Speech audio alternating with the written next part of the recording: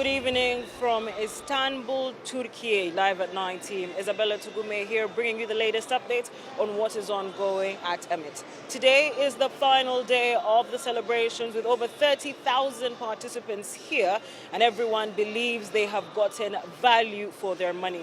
Uganda, one of the exhibitors here today, had something remarkable happen.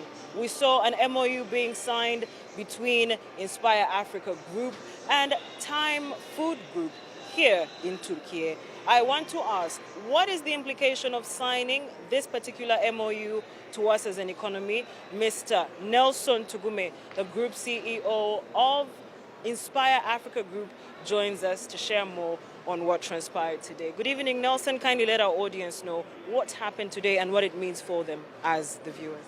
Thank you so much, Isabella. Today what happened is one of the historical moments and the journey that we're starting to make sure that our value-added coffee products can be able to get a market, one in Turkey. As you can see, that Turkey is geographically located in the center of the world, where we can be able to go to Southeast Asia, to Eastern Europe, to the former Soviet Union. So the MOU today, you saw us signing one, is a mind, is a transition, is a fact that we can be able now to bring our value-add coffee products into Turkey.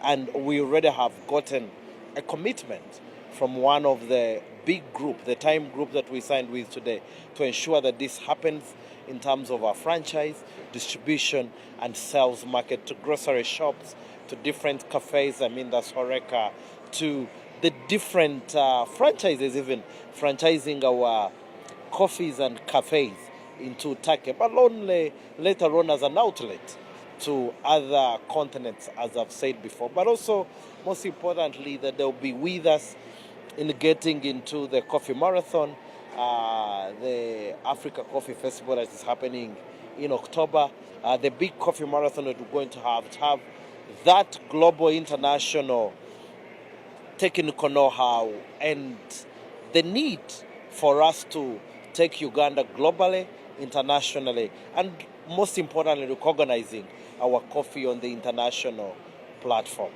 and international global space.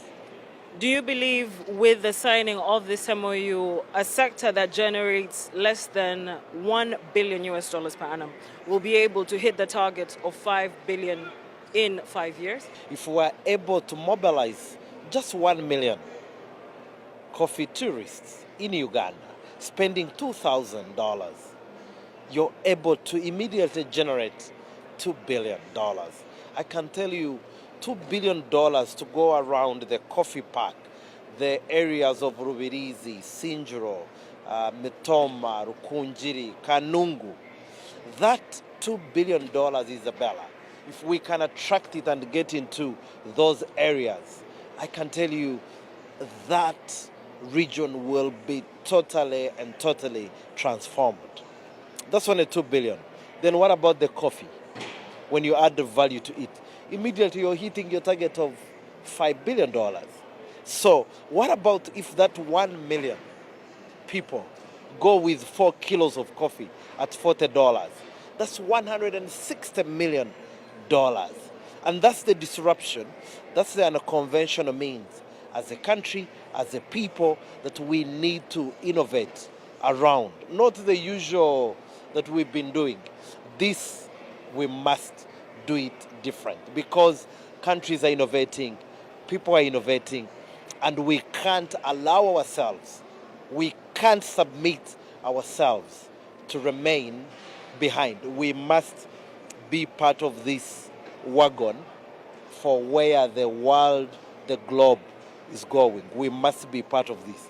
We can't allow to keep behind. All right. Thank you so much for your time. It's a pleasure. And as for you, our lovely audience that is watching, please be sure to keep the conversation going online. The Coffee Marathon is on, and that will be happening in May from Istanbul here in Turkey. It's a good evening. God bless.